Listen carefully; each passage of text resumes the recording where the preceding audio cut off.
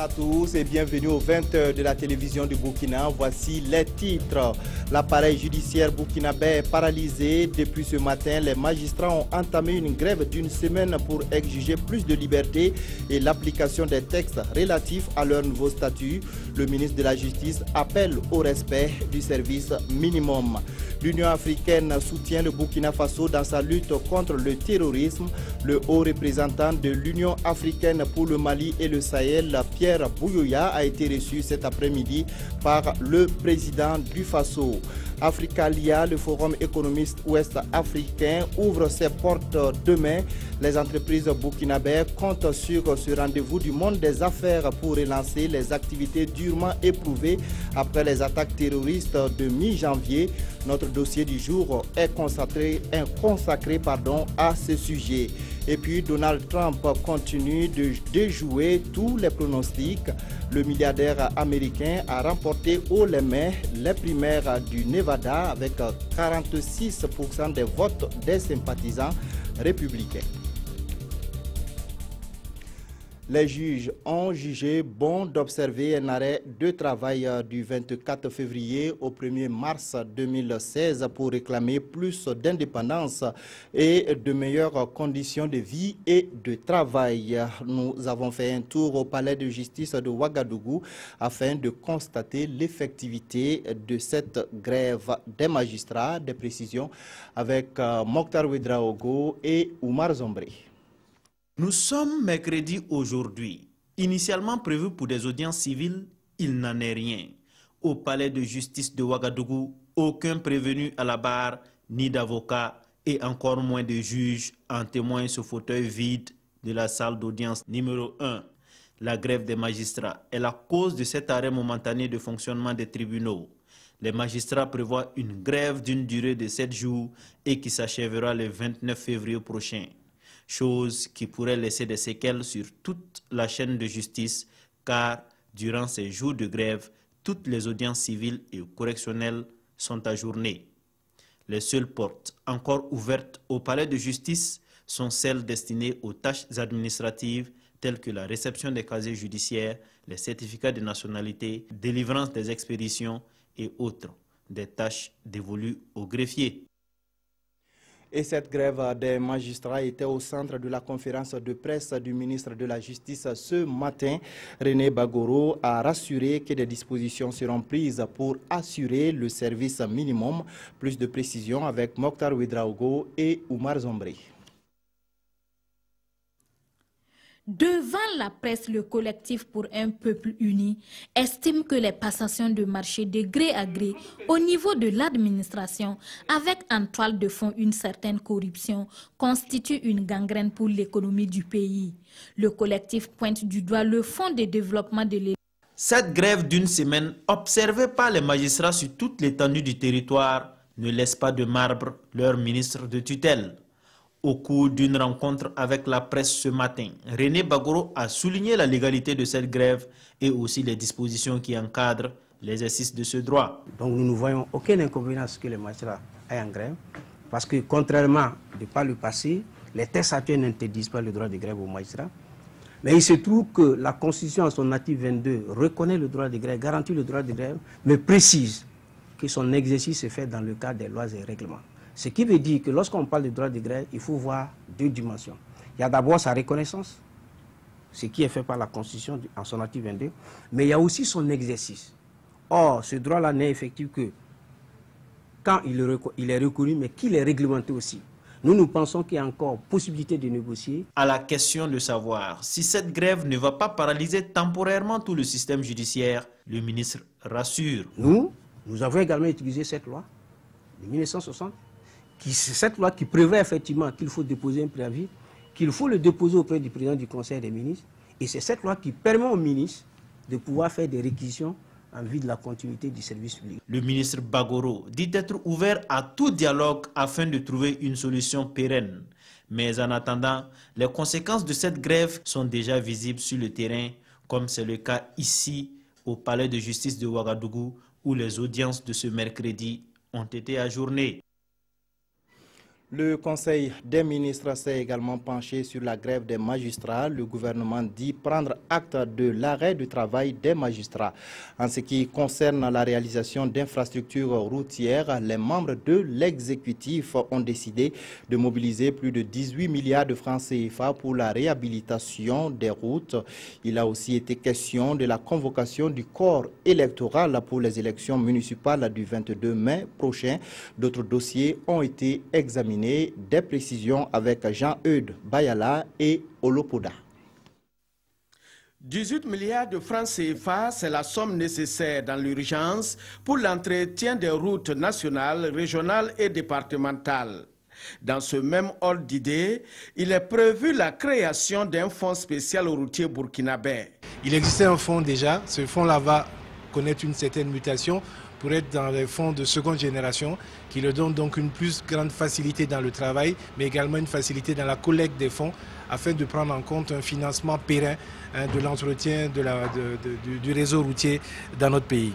Il a aussi été question à ce Conseil des ministres de l'adoption d'un décret portant convocation du code électoral du 22 mai prochain. Au département de l'économie, des finances et du développement, instruction a été donnée de mieux encadrer les ONG et associations intervenant au Burkina Faso. On s'est rendu compte que certaines n'étaient pas reconnues par le ministère. On s'est rendu compte qu'un certain nombre d'actions qui étaient menées étaient attribuées à des personnes plutôt qu'à ces ONG et à ces associations-là.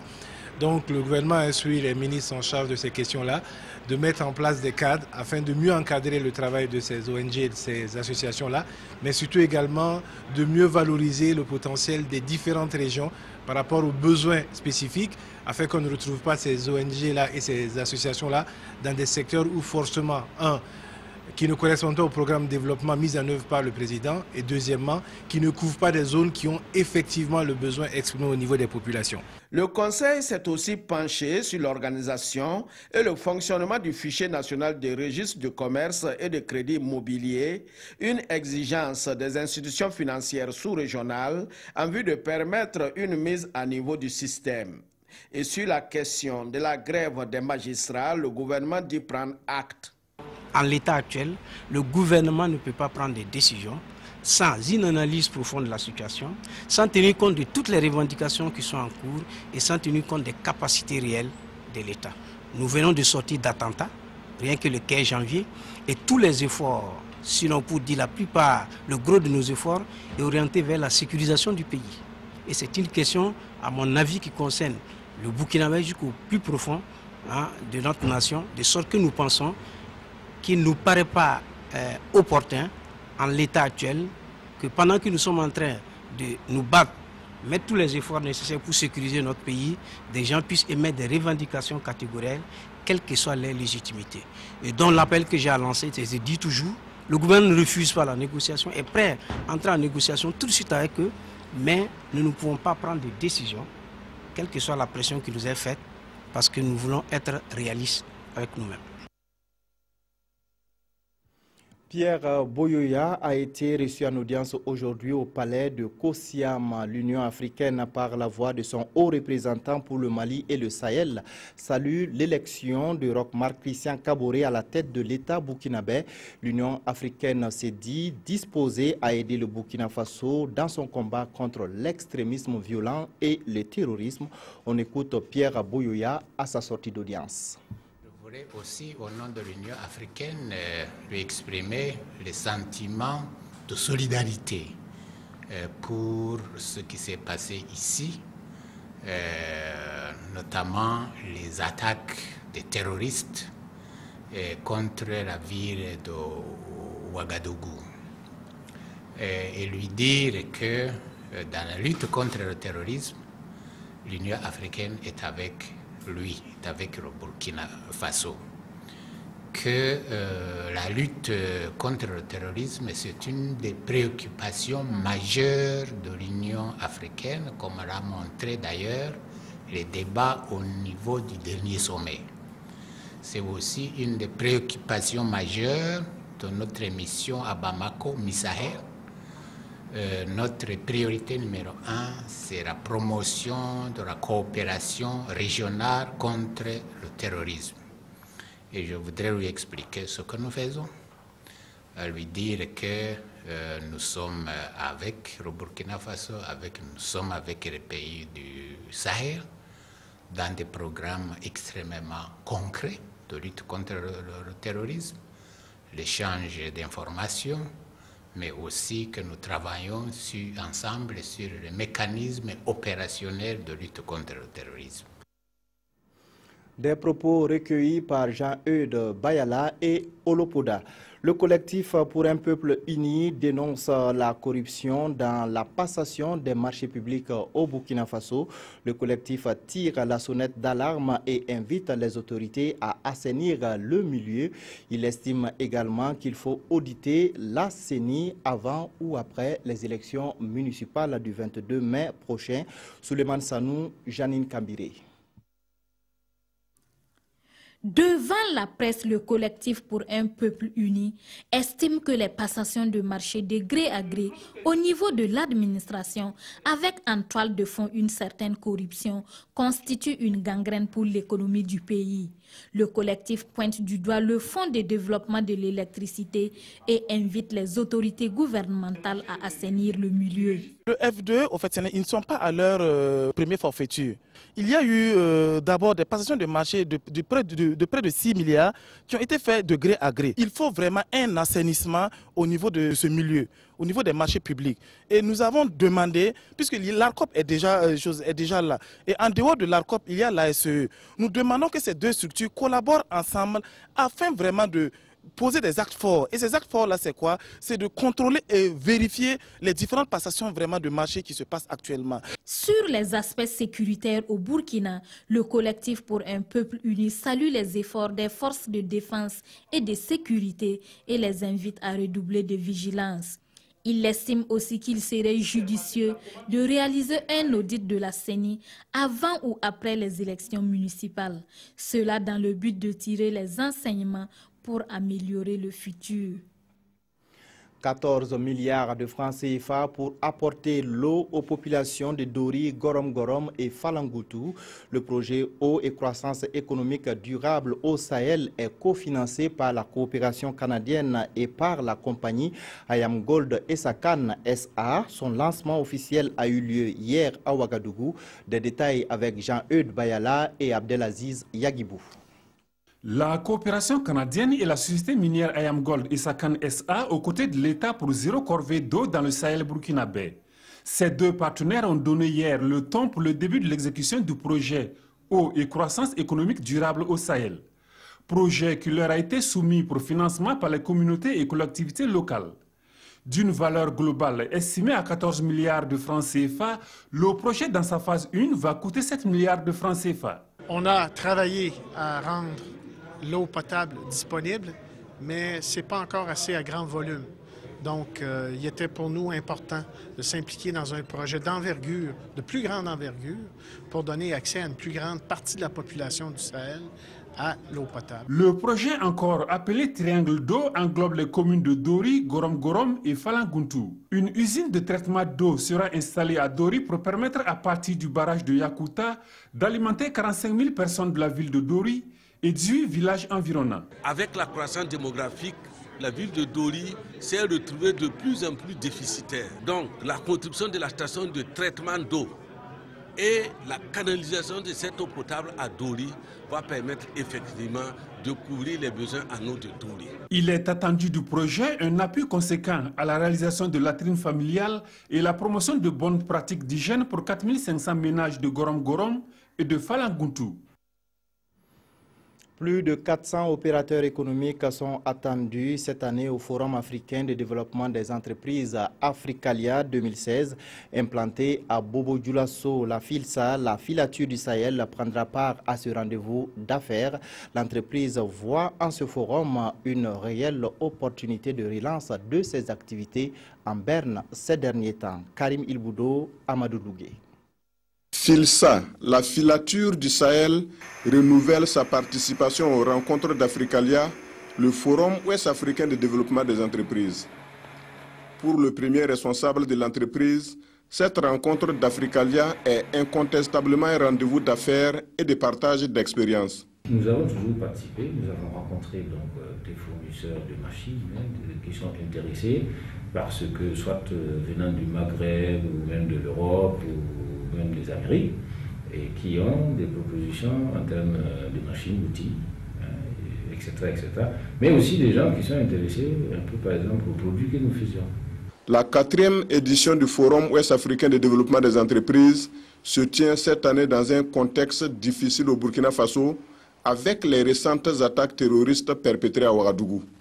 Mais les participants au forum veulent encore y croire. Compte tenu de la situation particulière de notre pays, qui vient de revenir, de tourner donc, comme on le dirait, dans une république normale, dans un état de droit normal, je crois que c'est une des rencontres qui seraient les plus importantes pour l'ensemble des opérateurs économiques du Burkina, ceux qui ont des choses à présenter, etc., etc.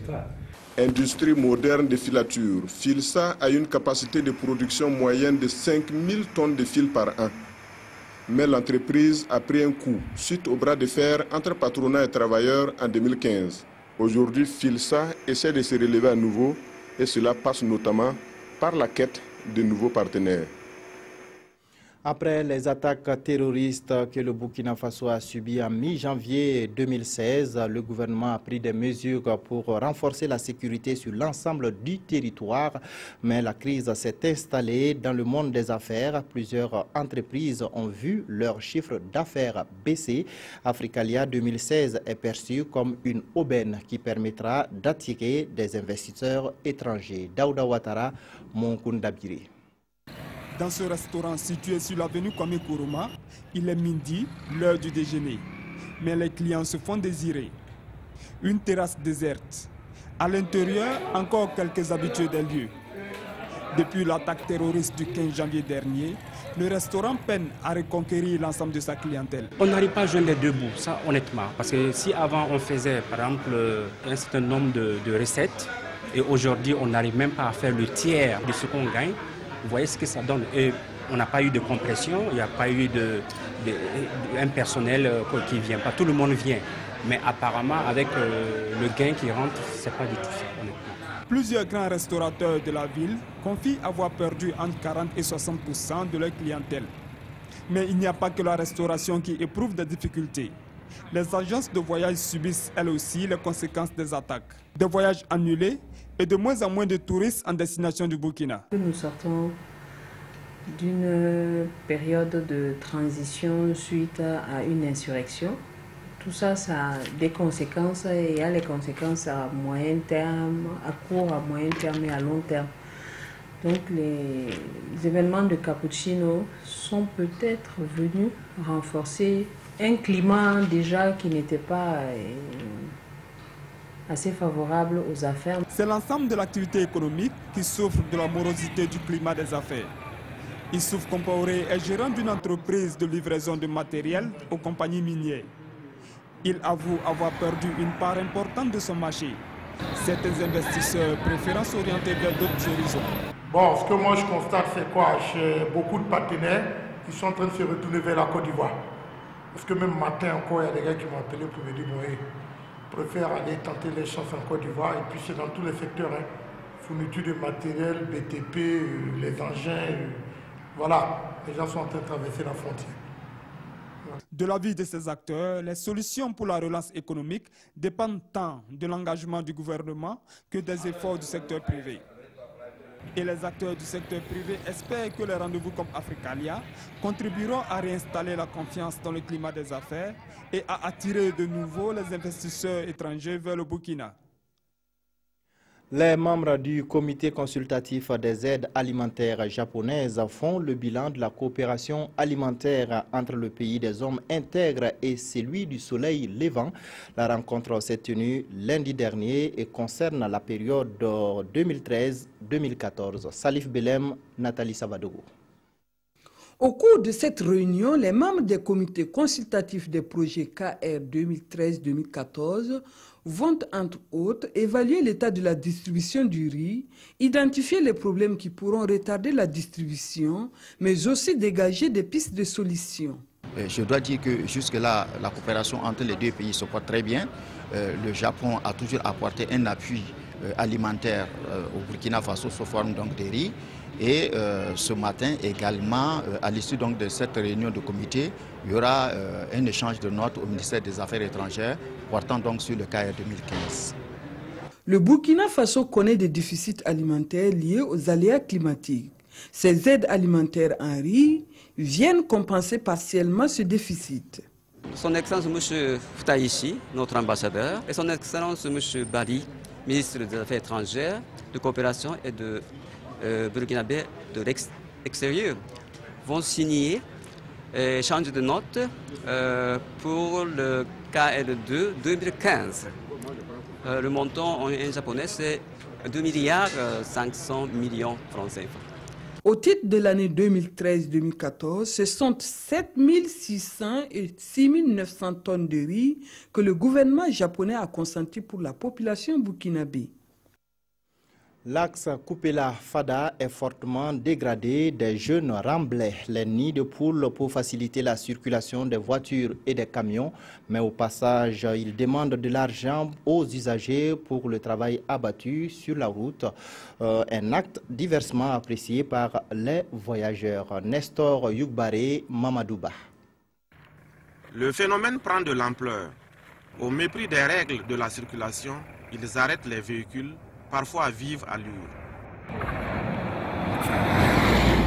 Sur le tronçon Fada-Kupela, ces jeunes demandent de l'argent pour services rendus, disent-ils. Munis de charrettes, pelles, pioches, ils bougent par-ci, par-là, des nids de poules.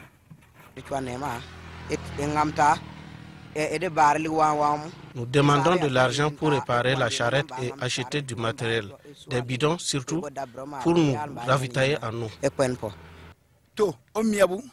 Demander de l'argent? Non, jamais. Devant vous, des gens viennent de nous donner de l'argent sans qu'on ne leur demande. Ils savent pourquoi ils le font. Nous faisons du bénévolat, donc il n'y a pas lieu d'emmerder les usagers.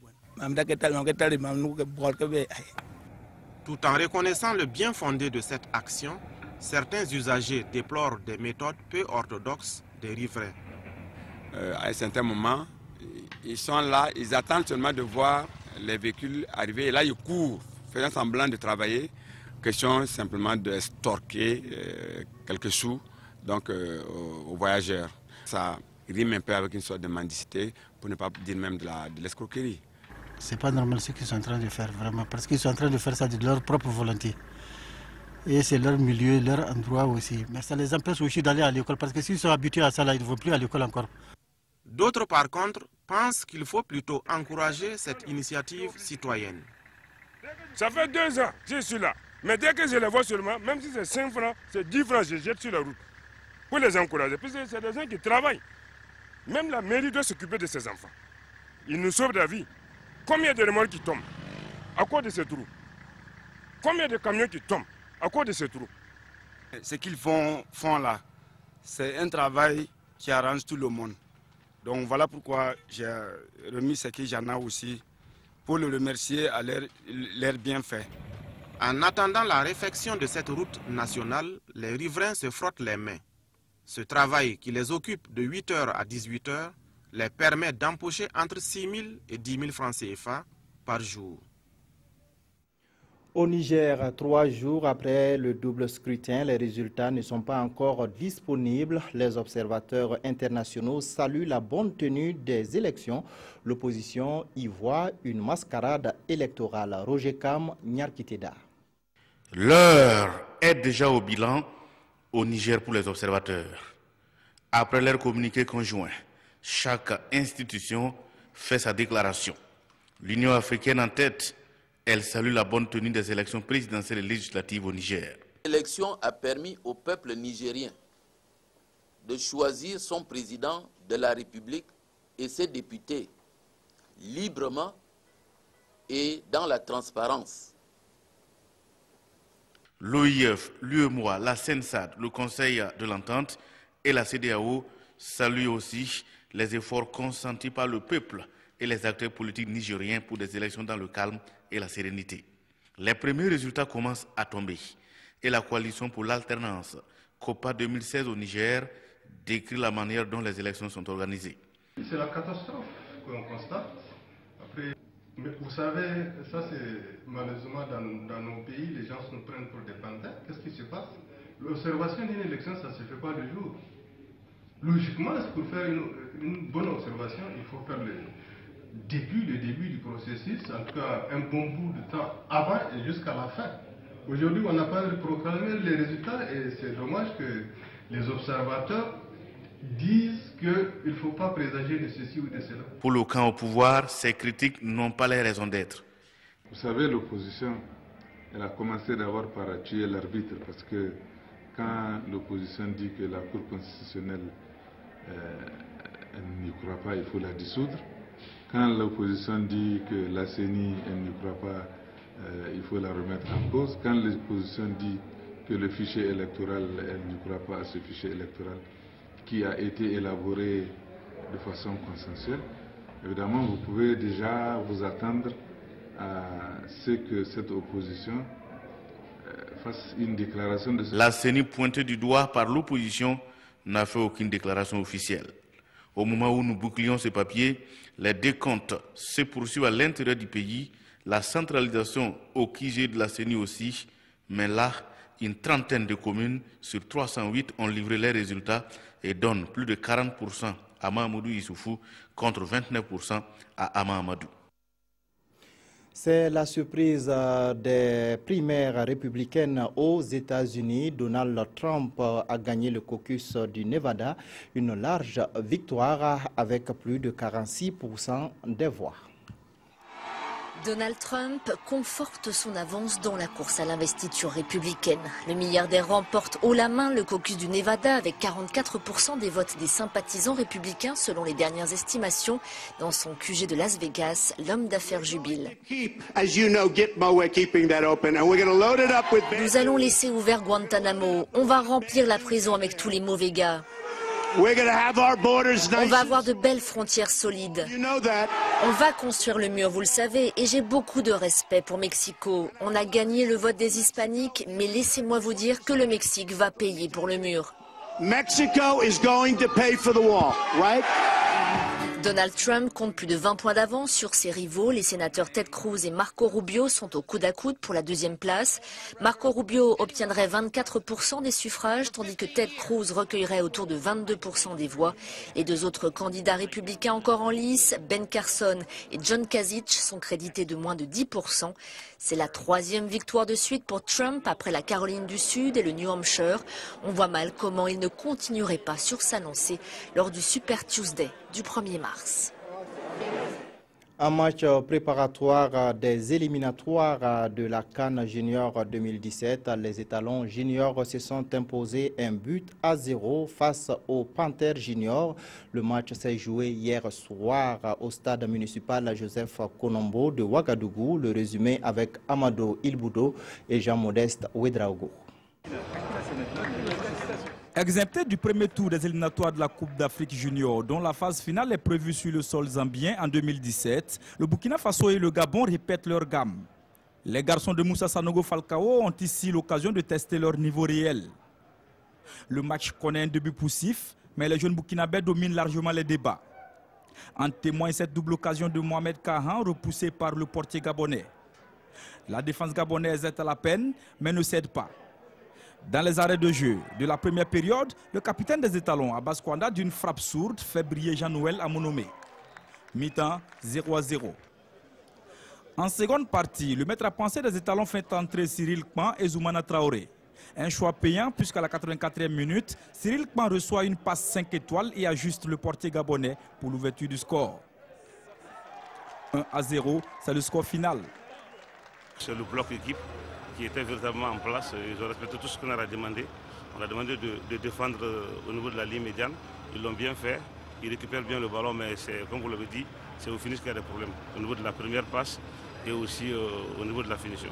On a commencé avec 14 bonhommes, donc on a dû composer, amener certains. Celui qui a joué à gauche, c'était un latéral droit.